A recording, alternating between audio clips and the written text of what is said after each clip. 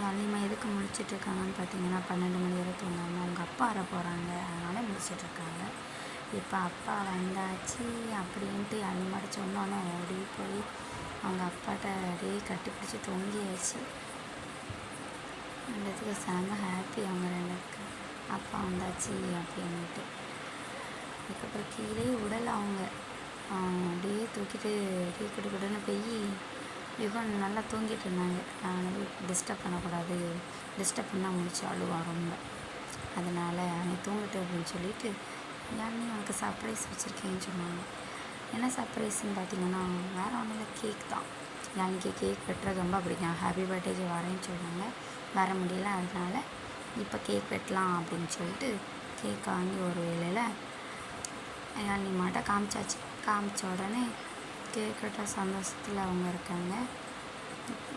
Open பண்ண உடனே open பண்ணுங்க சொல்லிட்டே இருந்தா யாழினி. ஒரு வேளை கேக்கு பிடிச்சி அவங்க முன்னாடி வச்சாச்சு. அவளுக்கு ஒரே ஹாப்பி, ஜம சிரிப்பு. எனக்கு தொட்டு நக்கிட்டு கிடந்தா. அதுக்கப்புறமா சரி அப்போ தீயை பற்றிச்சு கேண்டில் ஒரு வழியாக பற்றச்சதுக்கப்புறம் ஒரே ஊதில் ஊதி தள்ளிட்டாங்க. கேக் வெட்டினாங்க. கேக் வெட்டி அப்பாவுக்கு கொஞ்சம் கேக் கொடுத்தாங்க. யாழினிமா கொடுத்ததுக்கப்புறம் அப்பா யாழினி கொடுத்தாங்க. அப்புறம் அப்படியே எனக்கு கொஞ்சம் கேக் வந்துச்சு மாதிரி. அப்புறம் நானும் கேக் சாப்பிட்டாச்சு.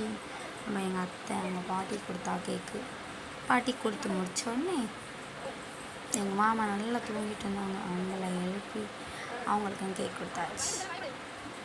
வாயில் கேக் கொடுத்தாங்க. கேக் கொடுத்ததுக்கப்புறம் போய் அப்பா ஓடி போய் தூக்கி வச்சுக்கிட்டாங்க.